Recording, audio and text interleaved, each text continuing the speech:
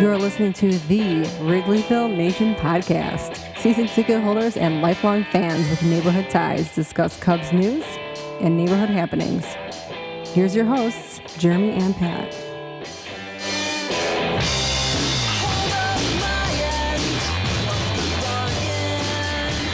Hello and welcome to the Wrigleyville Nation podcast. This is episode 351 of the podcast. My name is Jeremy Deemer and I'll be your host. And I'm joined as always by my co-host. He's my cousin and he's high atop Wrigleyville tonight. How's it going, Pat? It's going well, Jeremy. Happy summer. It is summer. It's Last time hot. I saw you was spring. Now it's summer. It is. It's blazing hot. You and I were in the bleachers for one of the hottest days of the year. We'll talk about that. You were also in the 1914 club, so you got to cool off for one of the other hot days this week. We'll talk about that as well. And as we look ahead to the week that will be, a very important series coming up against the Milwaukee Brewers. And anytime the Cubs are playing the Brewers in an important series, as this might be the only opportunity this season to have an important series between the Cubs and the Brewers, we bring on longtime friend of the show, Paul Noonan, to talk Brewers with us. Paul, thanks for coming on to talk Cubs and Brewers, I guess. Well, thank you for having me. Really appreciate it. Always a good time. Let's It's rare, Jeremy, that I'm on a podcast with two people who I independently went with Cubs games to this week, but here you go. That is weird. Isn't it?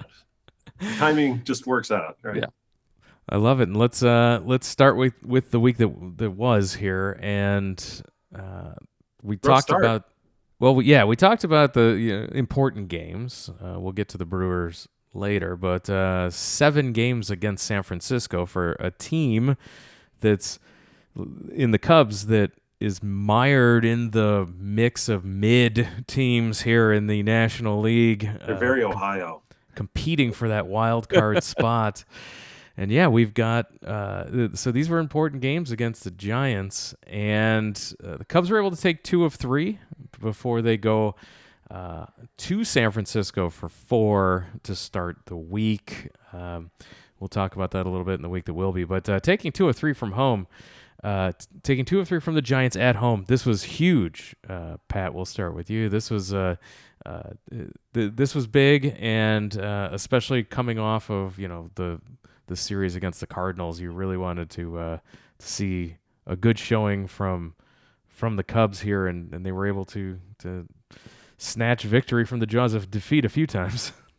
Well, and they started off the week by taking a sure win and turning it into a defeat. So that game on, I guess it was on Monday night. The Monday night could have been one of those games that just kind of kills your season, right? Like they'd already been struggling over the course of the last month plus, and a game like that could be the type of game where you just pack it in and say, what can we do, right? I mean, they came back, they got a big lead, they just blew it, and Neris had one of his special games where he wasn't able to record outs, but he was able to give up home runs, and it was about as kind of depressing and dire a game as you can imagine. It was one of those things where you thought for sure they were going to win that game, and then just out of nowhere they didn't. And to rebound from that and to win the next 2 nights, or the next night and the following day, showed a lot of character and showed that baseball is a cruel sport, isn't it? Paul, you were in attendance on Monday. What were your thoughts? Sorry about that. That's all me. So even I thought the Cubs had that one well in hand, mostly because on the fatal grand slam that Thairo Estrada hit, we had seen like 4 or 5 or 6 balls hit the same direction with, I think, about the same level of power, just die on the warning track. Stuff was dying out in the outfield like all game long. And that one just like magically carried for no reason at all. I still can't quite believe it actually got out. I feel bad for Neris. I think had he pitched like 3 innings earlier, he'd have been fine. But alas, it was not to be. So that one like is a burn the tape game for me. That's just a really random bit of bad luck that happened, and That they rallied after that game is a credit to them for not falling apart. But it was still a fun game to be to. It was a really exciting game. There was a lot of good action in that one, if nothing else. And just for those at home, in case you missed it, the Cubs are up 6-3, headed into the 8th inning of that game, and had one of those kind of feel good games, right, where Ian Happ again had the clutch hit when you needed it in the 7th inning. Bush had hit a home run in the game. Assad, pitched fairly well in his 5 innings, all things considered, and it just felt like, okay, well, we're getting back on track. We're at home now. And then it fell apart in the 8th and 9th. And to Paul's point, that home run, was that his first career home run that they gave up? He hasn't hit a ton. I mean, he was batting 8th or something wasn't he? Yeah, he was hitting 8th that night. He's a second baseman. He can't have many. I guess I don't know if it was his first career home run, but it was. I guess it's not, but it sure felt like it. Cubs are good at that, giving up home runs to people who you. I have never heard of him, but he's had a couple of decent seasons. He's hit 14 home runs in the season twice. So I guess it was the week before when they gave up the first home run ever to somebody. They all blur together to me.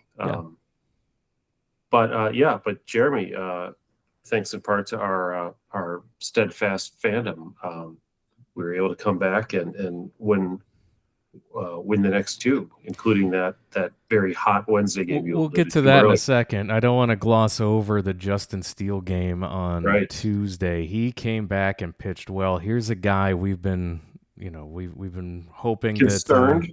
We really optimistic. really needed to see something from him. But good news is so far Justin Steele 1.14 ERA, no home runs in 31 2/3 innings over his last 5 starts. So looking good here for Justin Steele. And Keegan Thompson was brought in to get the save, and congratulations for him being a new father as well. I was going to say he literally had a baby like 6 hours later. So I guess a whirlwind evening for him. And again, Ian Happ with another big hit, clutch hit, driving runs. He's the Forrest Gump of this season for some reason. For a guy who hits 213, he keeps coming up and getting like clutch, bases loaded doubles and home runs for some reason. WPA star for the year. Everybody's got one every year. I think Corey Hart filled that role once for the Brewers, if I recall correctly. But and then we got to the game on the 19th. James Naveau, friend of the podcast, his birthday. And so we went out to celebrate. We went to Nisi Lounge first for a pregame cocktail, as one does, and ran into another friend of the show, Jared Willis, there. I got to say hello to him. Nice.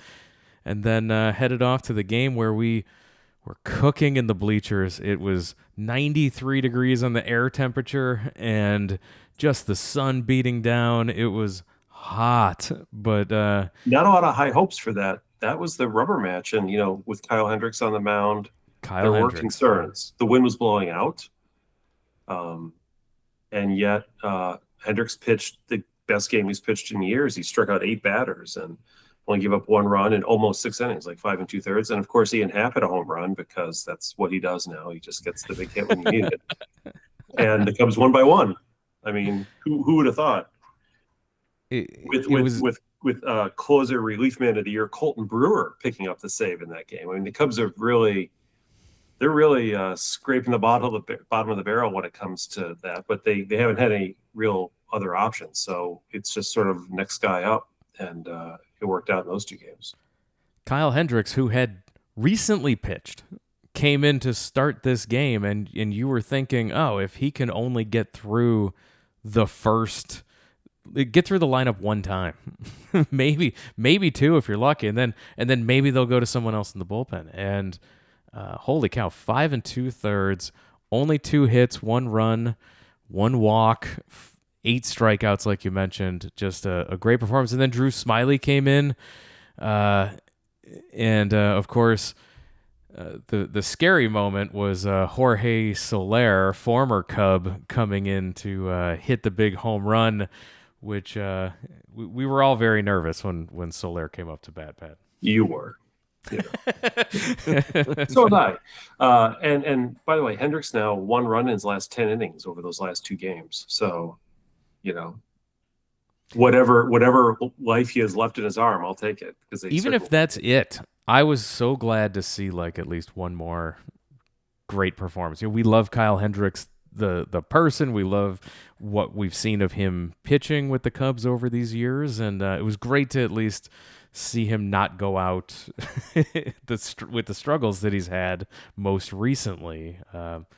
Paul, I know that Kyle Hendricks has given the Brewers a lot of challenges over the years. I overrate Kyle Hendricks every year when we do like previews, and I'm like, well, yeah, that guy's obviously awesome. Like, that was a good. And then I look at his stats and like, what the heck? Like, that's not fair. But I'm not surprised whenever he does turn it on for a small stretch, and I think he is.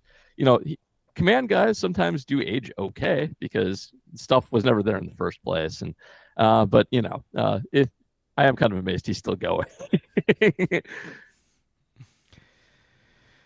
So yeah, we got through it. We after the Soler home run, we were concerned, but the Cubs hang on. Cubs hang on. So taking 2 of 3 from the Giants, which they needed to do, and then the Mets came to town, and everything got real weird. Blowouts all around. So can I just say that I have not been critical on this podcast or Craig Counsell all season, but I think I'm going to make my first critical comment, and that is, I thought he did Imanaga dirty in that Friday game. Very much. Obviously, the guy didn't have it. He'd given up 7 runs in the first 3 innings, and he trotted him back out there for the 4th, so he could give up 3 more earned runs. Not that he was on the mound when they scored, of course. And he brought Wisniewski in to make sure that happened. But come on, man. Like, you raised the guy 10 earned runs. That's for a guy who has pitched so well this year, and really all but like 4 or 5 of his earned runs have come in 2 games out of, he's your all-star. He's your only all-star representative. Yes. Unless Counsell's trying to change the rule so you get 0, because, you can't leave a guy and get 10 earned runs like that. That's just not, he deserves better than that. So shame on Craig. I know he's probably thinking, well, we want to squeeze more out of him, but sometimes you just got to understand the circumstances, and he wasn't. Yes, we were going to lose the game, but he wasn't. He had nothing at that point, and that was mean. One thing I'll tell you about Craig from experience is once the game is out of reach by like WPA standards, he will he'll punt on it. He'll absolutely punt on it, and he would much rather save any other arm for tomorrow than the one that's out there at the moment. So, like, if he can eke out another inning or 2 out of a guy who blew the game open, he will do that every single time. So, I'm not surprised that happened. As someone who hates the concept of position players pitching, I'd rather he give Imanaga 1 fewer innings and instead throw Nico Horner out in the 9th, if that's the inning he had to save. I will also note that he didn't really save any innings because Imanaga didn't get outs. So, yeah, you got to get nice job there. That does have to happen too. Now, Imanaga coming into that game, his one Achilles heel was that he's like the most extreme fly ball pitcher in the league. Yes. So on a wind blowing out day at Wrigley is probably the worst of all worlds for him in the first place.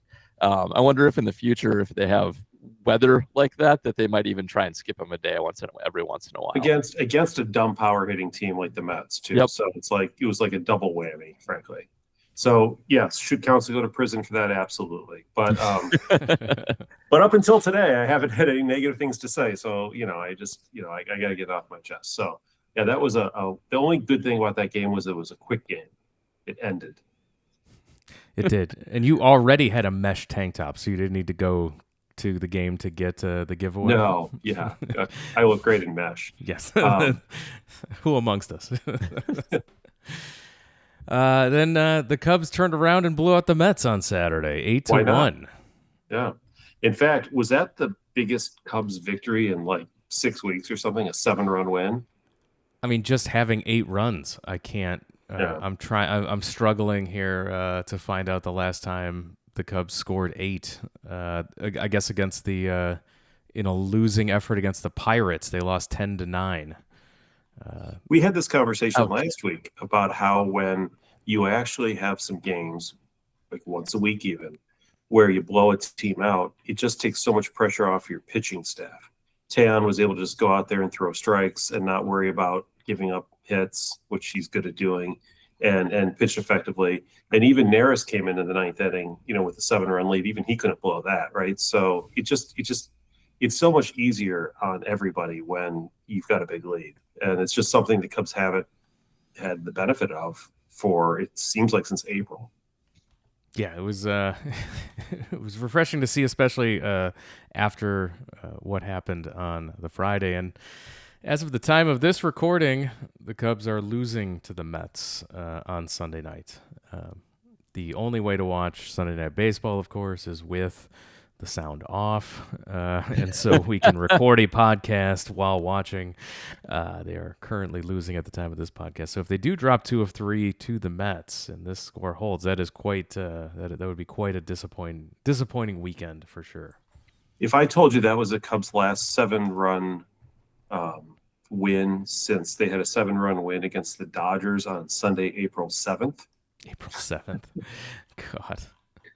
And they've only won by more than 7 once this year, and that was against a team that refers to itself as the Colorado Rockies. Doesn't count. Them. Yeah. No, I think it's a triple-A, quadruple A team in out west. So that does tell you something. This tied for the second most lopsided win of the year. That really shouldn't be the case. 7 runs you should win more than 2 games a year by 7 runs.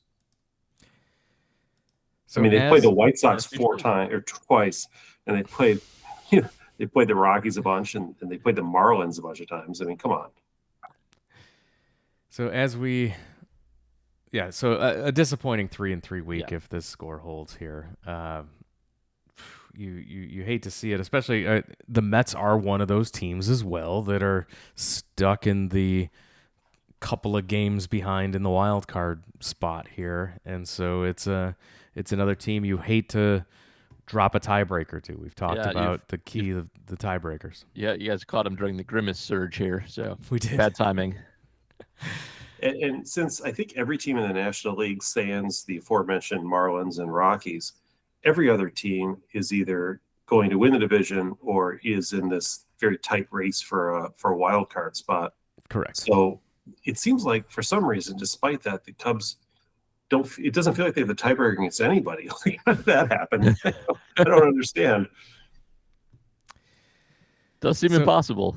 Yeah, it's wild. Well, they swept the Astros, right? So, and they did well against Seattle, and non-National League teams. Yeah, that's how that's how that works. And they swept the Rockies, and so but against everybody else who matters, who they might be competitors with in a playoff scenario, the Cubs are struggling. That's a great sign.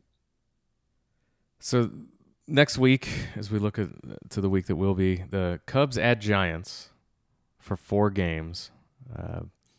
Big series. Like you said, Jeremy, they won the first 2 out of 3. So we've got. Yeah, so it's a big series against the Giants. You have a chance to put them out of this wild card. They're 3 games back right now, which with 6 teams in front of them, that's getting to be insurmountable.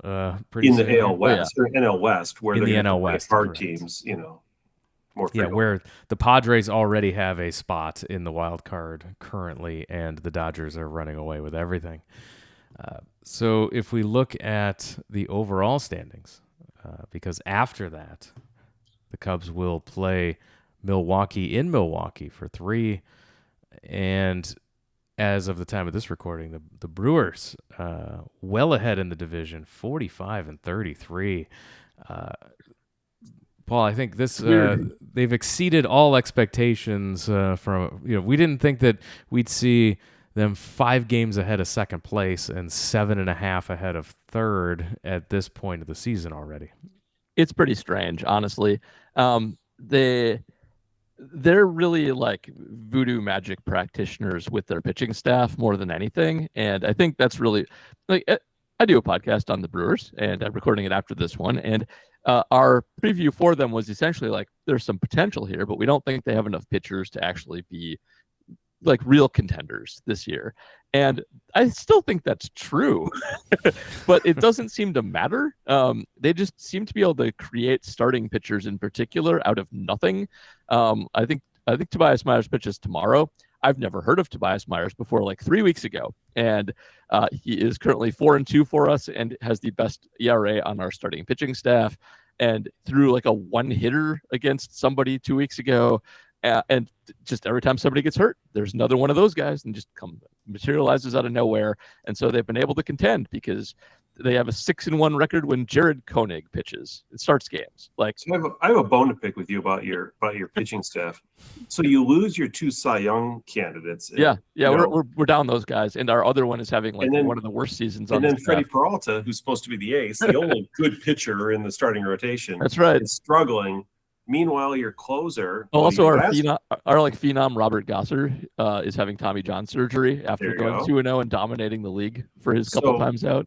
You take the best closer in baseball and send him to San Diego. Yep, he's got 2 broken vertebrae in his back. And then your next, that was your last one you sent to San Diego, and now your current closer has been out all year, who's also the best closer in baseball now. That's right. To replace the last best closer in baseball. Yeah, also our setup man from last year for that guy is like the worst pitcher in the bullpen now, Joel Payamps. So instead you take some cast-offs from the Cubs of all teams, because, if you take a Cubs bullpen cast-off, they've got to be bad, and turn them into closers, like some weird, I don't know, black magic you're doing here. I don't know how this works, but whatever you're doing, it's so Colin Ray, I thought he was just like a fill-in guy, and no, he's better than. He's just a fill-in guy, but they do a good job with him. Effective one, apparently. Yeah. So their pitching lab is very good, and that's, I think, the real lesson for the Brewers is they are good at sort of emphasizing the strengths of all of their pitchers and de-emphasizing the weaknesses that they do have. Their bullpen is absolutely nails for that reason. Everybody is either an elite command control guy, and there's plenty of guys who throw 100 as well. Like Brian Hudson and Trevor McGill have both been just phenomenal. Brian Hudson in particular doesn't have like some of the counting stats that people will pay attention to for all-star voting and stuff like that. But his ERA plus is 4.66, meaning he's 466% better than average, or that's good. You can lean on that pretty well.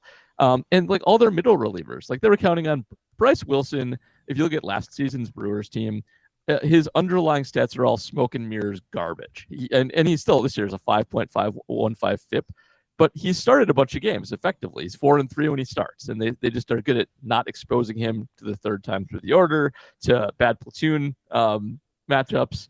And so this works. The other thing about the Brewers, though, that it wouldn't work without is they are probably the best defensive team in baseball. Defensive metrics, of course, are a little bit scattershot, but kind of across the board, they have elite defenders at every position. And so they can get away with some of the less fancy guys on the pitching staff as long as they can keep the ball in the park, because everybody on the team will track down every ball.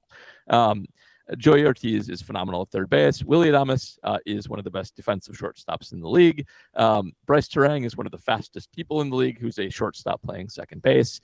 William Contreras, but the Brewers, the only thing the Brewers are better at than turning bad pitchers into good pitchers is turning bad defensive catchers into good defensive catchers. And William Contreras is one of the best offensive and defensive catchers in the league now. So Cubs are not good at that, by the way. Yeah. We've noticed that. So the Cubs were supposed to be the team that had the great defense coming into the season. That's been shaky. I worry, to your point that you made about, these guys are good defensively, but they're also, like you pointed out, fast. You steal a lot of bases. Terang's on pace to steal like 60 some bases. Yelich is running again, and everybody seems to run on your team, and we're about to face you. And we have this thing where we don't throw runners out on bases. That could be a problem. It's just a thing we do. Now we did, the Cubs did release their veteran catcher, Yan Gomes, who hadn't thrown anybody out all year, I think, and replaced him with the backup catcher from the Mets, this Thomas Nido guy.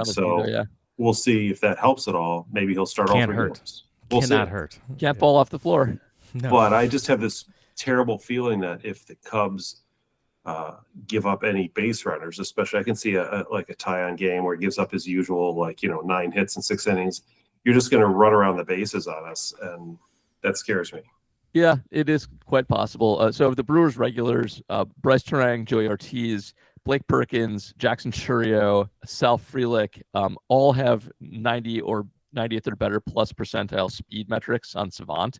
So those are the guys you want to watch out for. Tyler Black's also very fast, although he's only been up for a cup of coffee the last couple days. And I don't know how long he'll be here, but he's also quite fast. But yeah, it's one thing that separates this Brewers team from some past iterations is they were kind of all mediocre power hitting teams in the past few years, couldn't really score runs any other way. And this Brewer team is like a top 5 home run team in baseball, in addition to having quite a few high on base percentage guys, doing a ton of damage on the base paths. And like Bryce Terang plays baseball like a left-handed hitting softball player. He starts running out of the box before the swing is complete. He almost exclusively goes the other way with it and just legs stuff out. Occasionally he'll pop one over the fence, but not very often. He did 2 days ago.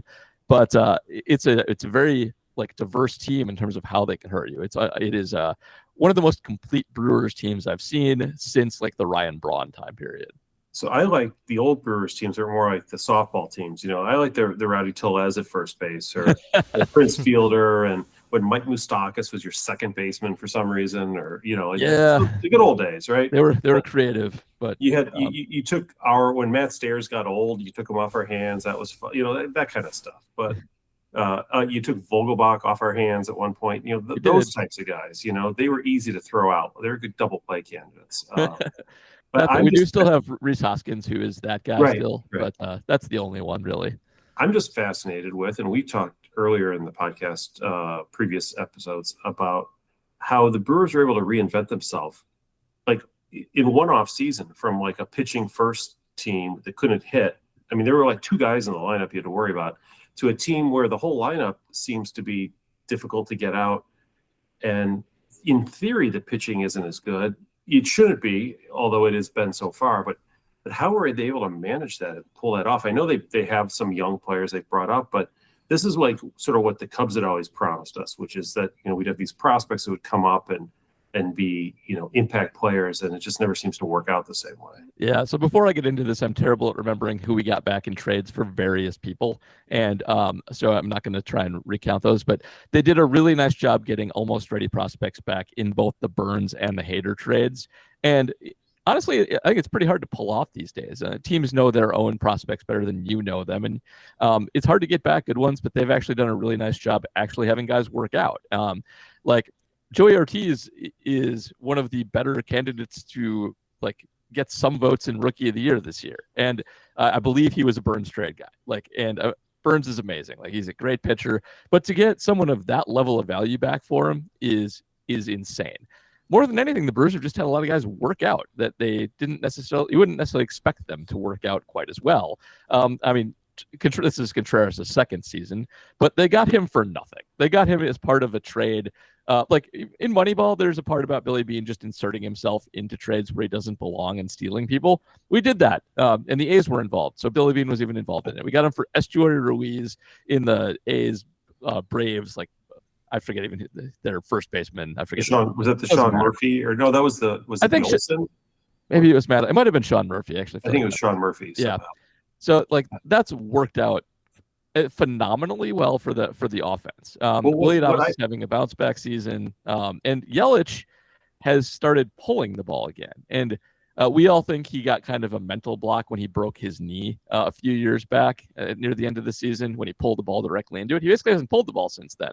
He's doing it again, and he looks like his not quite MVP self, but a phenomenal like prototype again. So they've just hit on a lot of guys, and it's sometimes that happens and sometimes it doesn't, but this time it's happened for him. So what you're describing from a philosophical organizational standpoint is different than what the Cubs have done. You're talking about trading players to get back near ready prospects. The Cubs, on the other hand, have took the alternate path of trading players to get 7th graders, hoping that they would eventually mature into adults and get driver's licenses, and then eventually, join the team. Yeah. And so the jury's still out, frankly, on a lot of the Cubs prospects, but we're talking 3-4 years ago now. They've made a lot of these trades, and they're still sort of slowly kind of matriculating through the system. So it is interesting to see. I guess the theory is if you get young players, you're more likely to get higher upside guys. And if you get guys who are near ready, you already kind of know their flaws and their warts already, and so they might be their ceilings are not as high in theory, right? In theory, I think that's right, and I think what the Brewers do more than anything else is target guys who maybe have one major flaw in their offensive profile, but offer a pretty high ceiling on defense, with the thought that they can at least throw them out there, get that out of them, and if it works out on offense, that's fantastic. If it doesn't, though, it's not hopeless to have them out there, and they've just had more than they thought work out. But that's what Joey Ortiz is in a nutshell, I think. A guy with a phenomenal arm who can play third base and maybe some shortstop, and didn't elevate the ball enough. Hit the ball really hard, had one of the best max exit velocities in the league, but couldn't consistently barrel it up or hit it into the ground too much, and they just tweaked it a little bit, and now it's working for them. And they're good at that, and they're especially good at filling in their depth. It's hard to find a guy on the Brewers who doesn't do anything well. That's Owen Miller, but he's hurt, I believe, or DFA'd. But of their backups, Sal Frelick is very fast. Took a home run away to end a game the other day. Tyler Black just has a pretty good all-around bat, if he doesn't fit it really well anywhere. They signed Gary Sanchez to back up a catcher, and he's he's an okay backup catcher. But if you need a home run spontaneously, that's the one thing that he's good at. He hits spontaneous home runs. That's what he does. He hits spontaneous home runs. So there's not really a guy on the team who's just a waste of space more than anything else. Everybody can fit into a role in the lineup on a day-to-day basis. And I think depth-wise, that's exactly what you want in team building. So you don't have the Nick Madrigal, Mastroboni. Nope. None of those guys. Bones, you don't and have, believe me, we've had them in the past. We've had plenty of those guys. You don't have 9 guys with OPSs under 70 that you can point to like a drop of a hat. So this must scare you, knowing that the Cubs are coming to town this weekend for a 3-game series, and that after that, you only get to play the Cubs 3 more times. You must be worried that if the Cubs come in and take care of business, that very tenuous 7.5, potentially 8-game lead that you have over the Cubs is just going to vanish, and you won't have time in August and September to catch up after the Cubs go. And Jeremy and I have, through our sources, have been hearing that the Cubs there's talk that the Cubs might go on an extended win streak. So just so you know. Oh, well, very scary. Yeah, I mean, it is a chance for them to get back into things, and the Brewers definitely have to take care of business to prevent that from happening. If the Cubs can actually get their way back in, and then the trade deadline happens, who knows? But, and yet, if you win 2 out of 3 in that series, it's kind of it gets tricky. Yeah, sure does, doesn't it? Then you're going to need some epic collapse of some sort. Yep, we can loan you if you want one. Yeah, looking at the Brewers, they are 22-12 at home, while the Cubs are 15 and 23 on the road. So, doesn't look good, especially when you look at the run differentials too. This is one of my favorite things to do. The Brewers this season could be fake in a lot of other seasons I've watched, but their Pythagorean record is actually slightly better than their actual record is. So, it's hard to argue that they're not for real at this point. Well, in this division, plus 63 run differential for the Brewers. Everyone else is in the negative except for Cincinnati, who's at the bottom of the division but has a plus 9 run differential. The Cubs played that run differential game last year when they were like plus 100 for a long time, and then it went down. And ultimately, the Cubs were supposed to win closer to 90 games, and they didn't, I guess. I don't know. I understand the concept, and I appreciate the desire to outscore your opponents, but ultimately, I think the record probably means more to me. I mean, I guess it might be an indicator, but it's not the indicator. When you pair their run differential with their record, it enforces how good the Brewers actually are. Just like when Oakland started off last year, like 10-40, but they had a minus 280 run differential. You kind of knew that they were just a bad team, right? Exactly. There was no evidence to the contrary. That is right. Yeah. So we're gonna do predictions, and then we'll let you go, Paul. So let's do predictions for the week.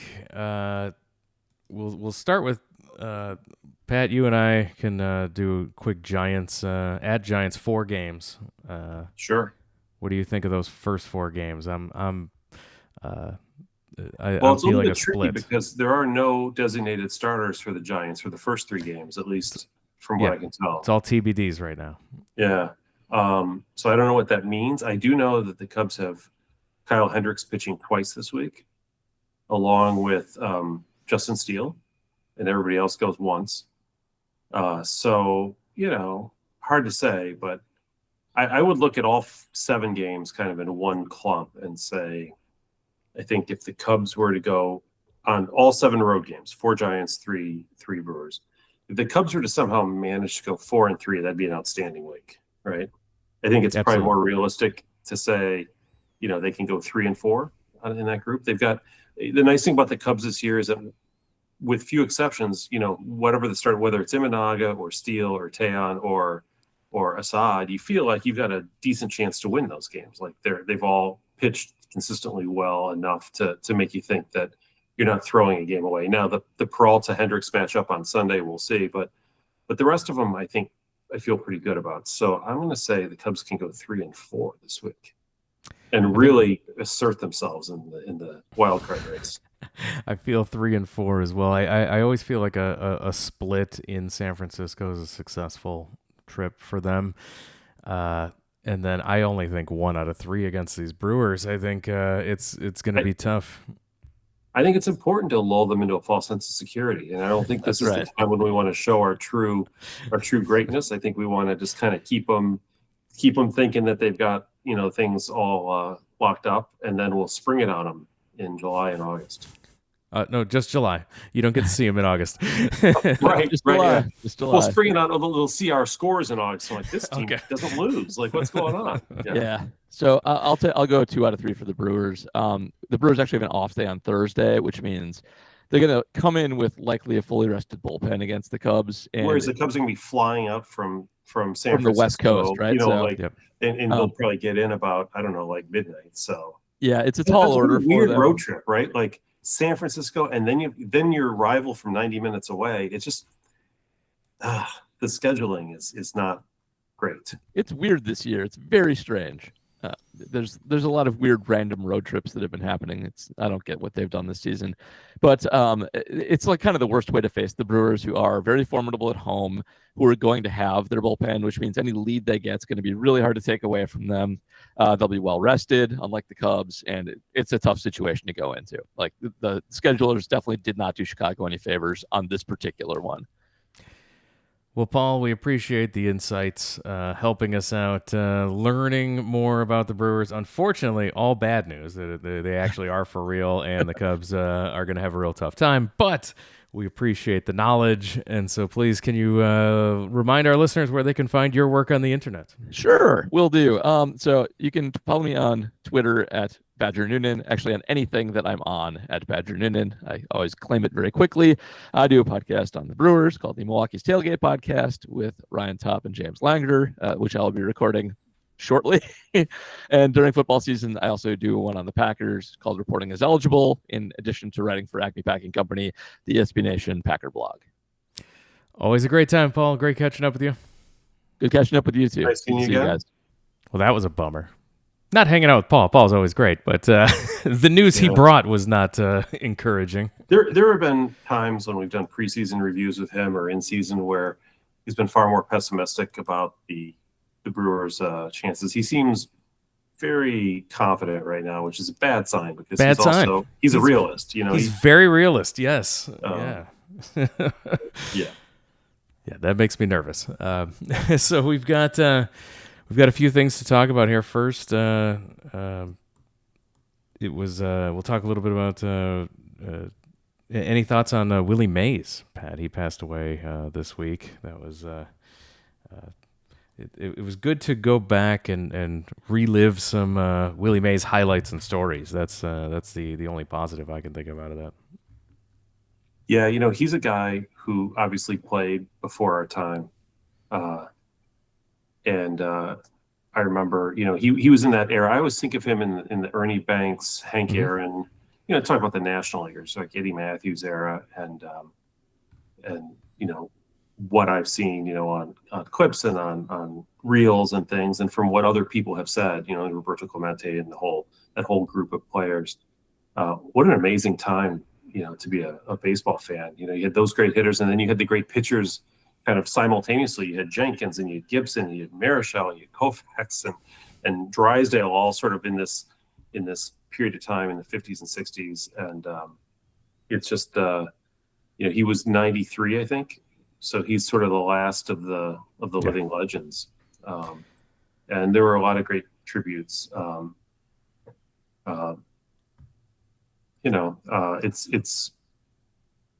It's obviously, it's too bad that he passed away, but also I think a good reminder of how I was looking up his stats, I guess, the other day, and even at the end of his career when he was winding down, you look at his numbers and you're like, my God, the guy had amazing, like his second to last season, he had a terrible OPS, was like 850 or something. It was like crazy. Like he was so good, for so long. And I think, that's obviously credit to him. And so I'm glad that he at least is getting the recognition that he's due. And, Another guy who got some recognition today, Ryne Sandberg, got his statue out in Gallagher Way, outside of Wrigley Field. We'll talk a little bit about Ryne Sandberg Day, and this is something we do every single week here on the podcast as we celebrate the 40th anniversary of the 1984 Cubs team. So let's jump into it. What happened this week in 1984? Before we get to 1984, do you want to do a quick rundown of the big controversy this week? For those not on Cubs Twitter who listen to this podcast, a lot of the news came out today that two of the buildings on Sheffield, famously known for back in the days having the Torco sign and the building next to it, the Eamus Catuli sign there. And so historic buildings on Sheffield have been part of the Wrigley Field skyline, if you will, for many years, are being torn down and started. There's a change.org petition out there now. There's a bunch of stuff going on. It got a lot of attention all of a sudden this week, and I know you have some information on what's going on with this building, with both these buildings, and how we got here. Yeah, I was surprised that I guess there was a Block Club Chicago article about it this week, which raised attention. I saw the presentation for the new buildings back in February, and so it seems it's been a while since this has been going on. It's not a recent thing. I guess the petition is to I'm not sure what it is to just not ever be able to tear down the buildings, I guess is the thing. So just to give some backstory here, it's these buildings that sort of famous in the Cubs landscape from behind. When you're in the ballpark, you used to be able to see the famous Eamus Catuli sign with the numbers and how long it had been since the Cubs last won the World Series, and the Torco sign, which has been gone for a long time. Yeah. But I remember that as a kid. And about a decade ago, say 2014, the Cubs decided to do renovations on the stadium. And back in that time, the rooftops were owned primarily by independent operators. I think the Cubs had owned maybe one or two at the time, but the rest were owned by independent operators. And I've heard a lot lately about how, and I've heard this a lot over the years, but who cares about the rooftop owners because they're just stealing the product on the field, et cetera. It's not exactly what was going on, right? Like there was an operating agreement for the last, 25 years with the Cubs signed by Crane Kenny, by which the rooftop operators would give the Cubs a certain percentage of all the tickets sold, revenue tickets sold for the rooftops. So the Cubs were getting money from rooftops. Let's be clear. In an actual agreement. This was in an not, actual legal document, right? And then when the Cubs decided to do the renovations, they decided that they wanted to put up the Jumbotron boards, both in the left and right field, whatever you want to call them, scoreboards, electronic or whatever boards. And in doing so, the rooftop owners are like, no, we have an agreement. You can't do that. And Cubs found what they thought was a loophole in the agreement because they were mid-contract. It wasn't like the agreement, it was in fully operational. So there's a lawsuit. They took the Cubs to federal court. Cubs won the lawsuit, got the right to go ahead and build the signs, and they did. And they specifically placed them in front of the rooftops they did not own. And as a result, bankrupted the rooftop owners. That's what happened. If you'd ever been in any of those rooftops, I'd been in the two on the right field side for various events. One thing that would become very evident right away is that the rooftop owners spent like millions of dollars renovating these buildings. These are just old 3-story, brick walk-up apartment buildings, and they cleared them out. They turned them all into basically executive skyboxes is what they did, and then they built on top of that to build the bleachers, etc. But they reconfigured it, and they took out all the bedrooms, and they basically completely, they put elevators in. They turned it into something that was not a residential product, right? And in doing so, they were not really inhabitable you couldn't just turn around and say, well, we're going to rent them out. Like, they're not in that position to rent out. And so they were kind of stuck. So those buildings, starting in 2015, were no longer usable as rooftops. And as a result, they've been empty for, 9 years now. And not decaying usable, and old. Yeah, not usable as a rooftop and not usable as an apartment building or a residential Right. because of the renovations that were done inside the building. Yeah, which in part also bankrupted them because they took out mortgages to pay for that. Whatever. I mean, that was their own business dealing. I'm not their lawyer agent by any stretch. But that's just the reality of what happened. So somebody came in and bought up the buildings. So they've been available. They've been for sale, these buildings. I mean, yeah, anybody could have bought them at any time in the last 9 years, but who would want them, right? Like, what would you do with them? Spend another couple $1 million to renovate them and to turn them into a 3-story walk-up building again for residential? I probably not. So somebody after a while probably waited long enough until the price came down and bought them up. I don't know how they actually acquired the buildings or what the background is behind that, but basically acquired it with the thought of putting together one building that would span. They're narrow buildings too. If you ever walk by them, you're like, wow, that's not a very deep building. They're really quite narrow. But then when you look at it and say, okay, well, if you had 3 of them together, it'd be bigger. And the plan is to put up, I think they're going to, a new building that will be residential. And I know for those of us who look at, who are history fans and who look at things nostalgically from the past, it's always nice to see the things we've always seen. But, who's to blame, right? I don't know. Like, there are no clean hands on this one, right? And I didn't hear any outrage, not much outrage, when the rooftops were bankrupted in the first place a decade ago by people who were too bad, they're just stealing the products, so they deserve it. Okay, well, this is what you get, right? You bankrupt someone and you take away their business, and you end up with empty buildings for a decade that you pay no attention to whatsoever, and now you get mad that somebody wants to do something with them. So you can I think argue whether the design of the new building is good enough or nice enough, or whether you like it or don't like it. That's all a personal taste issue.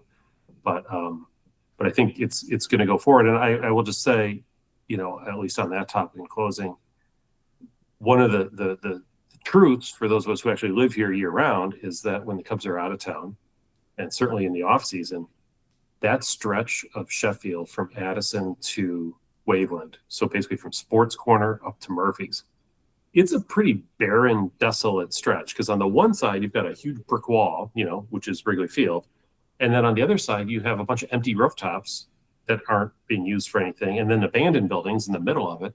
And ask my wife or other people I know, a lot of people don't like walking up that street because it's kind of dark and foreboding and doesn't feel safe. So for those in the neighborhood who are neighbors, I think there's definitely a desire to have residential units where you would have like abandoned buildings. Probably that seems like a good use of space, right?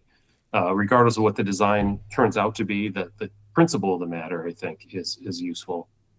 I did see, it looks like the petition was started by somebody who lives on Wilton, on the street behind that street, who doesn't want a new building in front of the alley of their building, because Chicago is a very NIMBY world, I'll tell you. And whenever it comes to anything new coming in, people generally like it, except for if they live next door to it and they don't like it. So, but that's sort of where we're at. And, I encourage people to walk by and see it. I think the plan was to try to incorporate the Emuscatuli stuff into the new building somehow.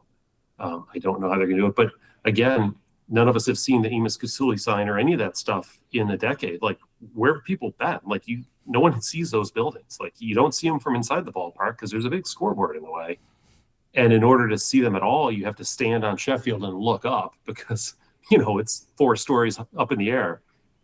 I don't know. It's sad, but it's also something that was put in motion a decade ago, and that's where we're at. Yeah, I think it's always disappointing when you lose buildings that have been around for 100 years or whatever. Yeah, I hate that. I just don't think we should be naive as to why it's happening. Exactly. And act surprised and shocked, like, oh my gosh, why is that happening? That should never happen. It's like, well, you weren't there to protest it when it mattered. How about that? Now it's too late, right? There was a time when you could have done something about it, but that time has passed. And let's go to the past and talk about those 1984 Cubs, as we teased before we got into the most recent building neighborhood update. Let's talk about the 1984 Cubs. 40 years ago, we're celebrating the 1984 season, and the Cubs did this week. They had the 84 Cubs out there throwing out first pitches, and they had Ryne Sandberg getting a statue today. Rick Sutcliffe to Jody Davis. That's an awesome sight. I was over at the ballpark today. I saw Andre Dawson walking around. Crane Kenny, of course, who's responsible for those buildings being torn down, in part, if you want to look at it that way.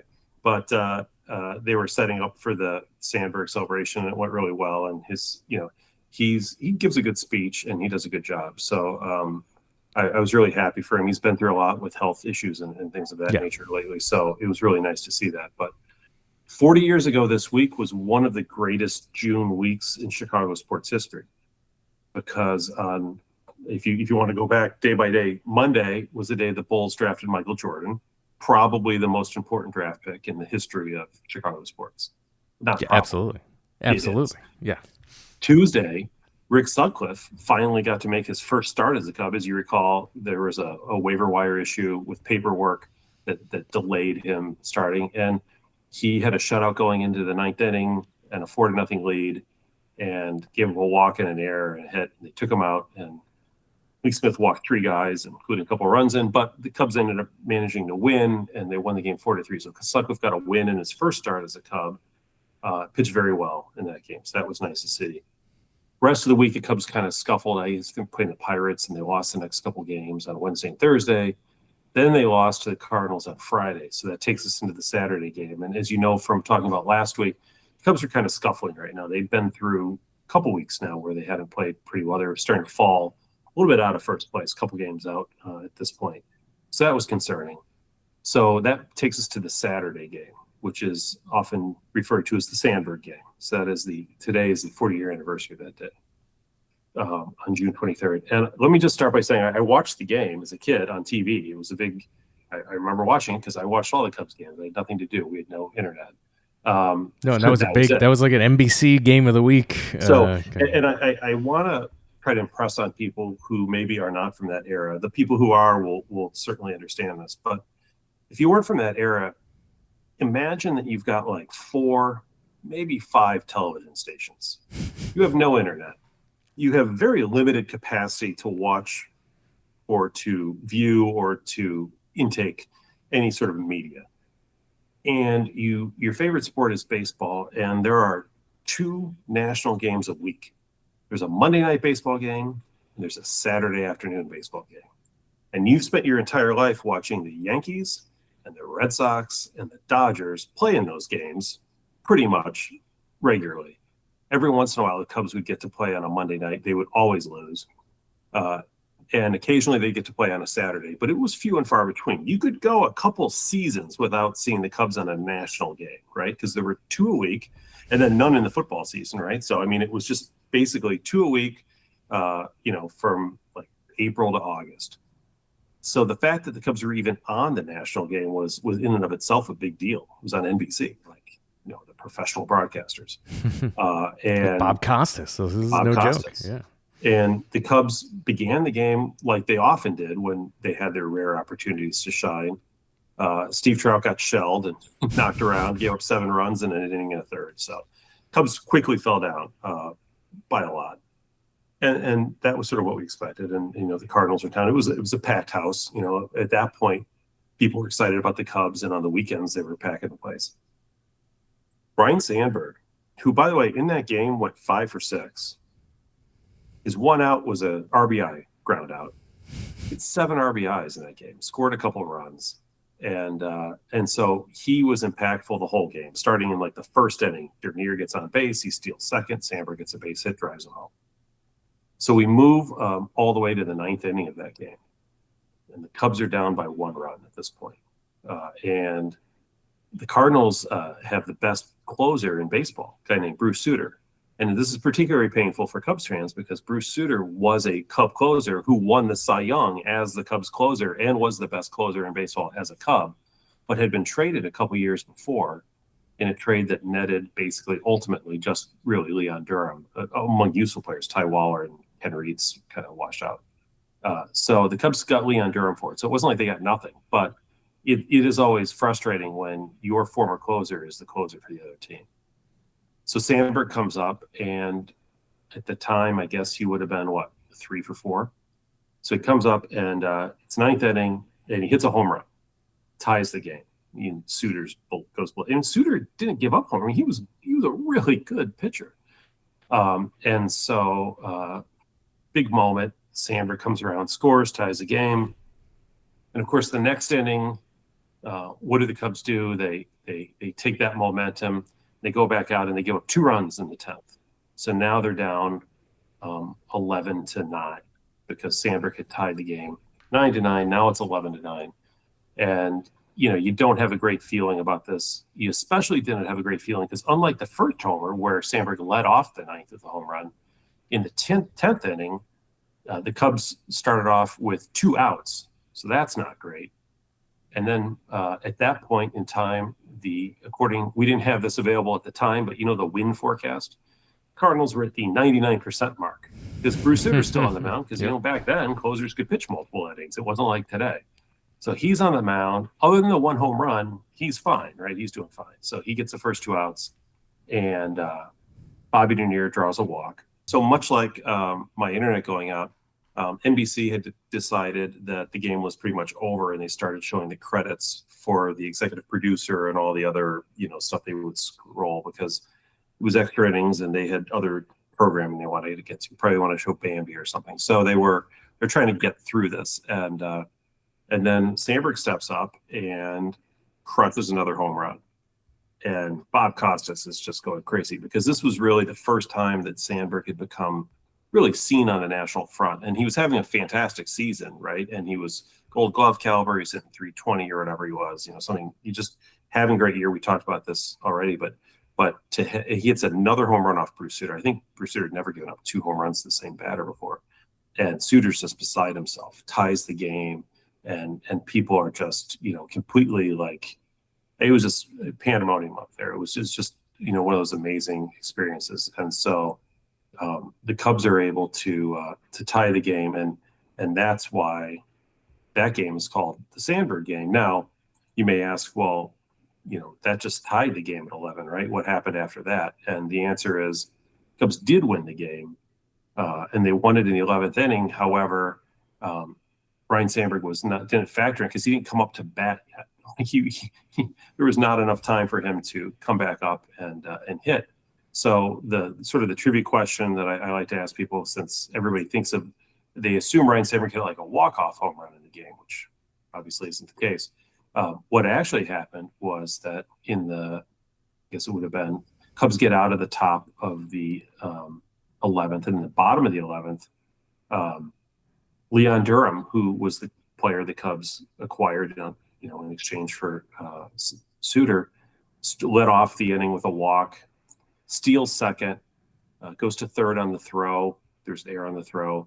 Then they intentionally walk Keith Moreland, and they intentionally walk Jody Davis. So bases are loaded, nobody out, and the infield is in, and Cubs backup utility man. Imagine Miles Mastrobuoni coming up, or maybe Nick Madrigal. A guy named Dave Owen comes up and gets a base hit through the drawn-in infield that would have been probably a double play otherwise, but the run would have scored. So they had to have the infield in, right? And gets a base hit through the infield, and the Cubs win.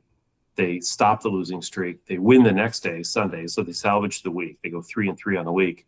But starting that day, if you look at the rest of the season, the Cubs just caught fire, and we'll get into how they did the rest of the season. But needless to say, much like the 2015 team, it's great to be 5 games over 500. It's great also to be 30 games over 500. And they were in that transitional point where they were going to go from one to the other. So it was fantastic. And I remember my parents had another couple over because they were cooking out. Because remember, it's late in the day now. And they were over and they were doing a barbecue.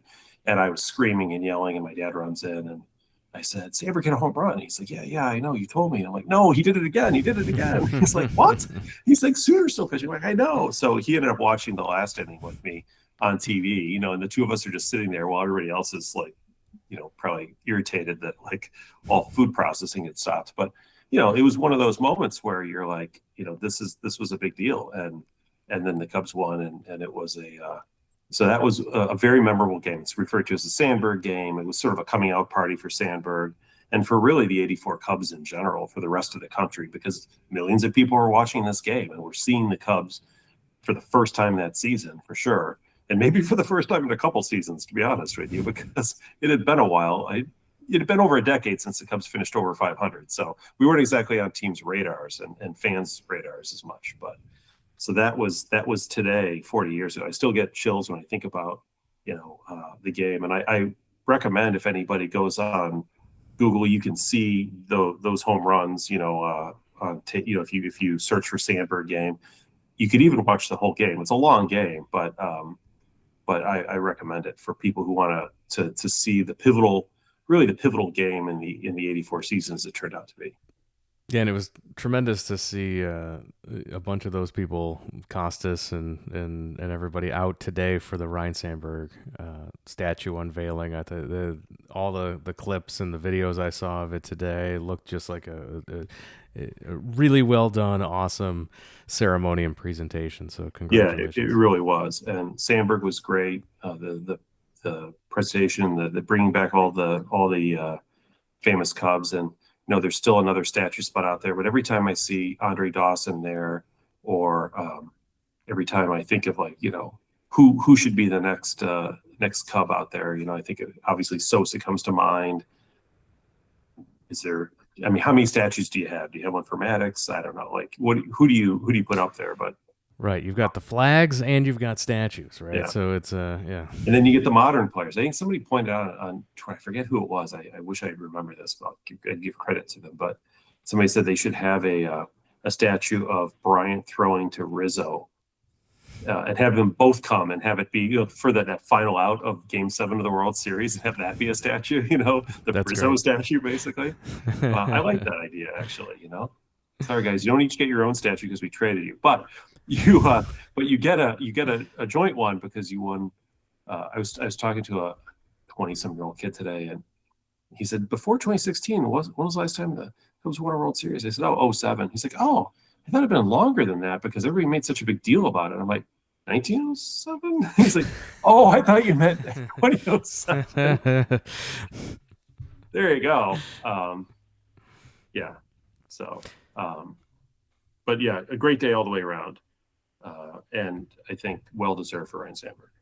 Absolutely. So great to see that. And hopefully the Cubs have a successful road trip here in 2024 as we wrap up this week's podcast. Make sure you're following us on all of the social media platforms at Wrigleyville Nat.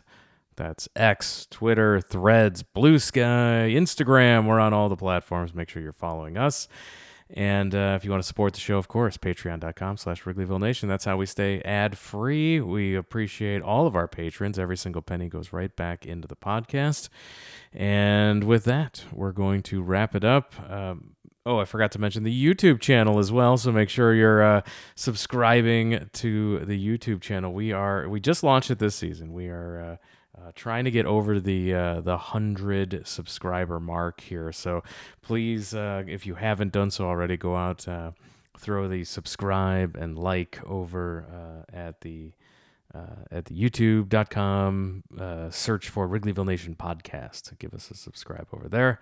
Helps us work the algorithm so that other Cub fans can find the podcast as well. And with that, we're going to wrap it up and call it a podcast. Pat, thank you for joining us. And Jeremy, just to clarify, in case anybody wants to send us a comment, Cubs also won in 08. So, it's 07 and 08, I should have said. Back-to-back championships from the great 07-08 seasons that we all remember. But thank you, Jeremy. I appreciate it. Thanks again, everyone, for listening, and we'll talk to you again next time.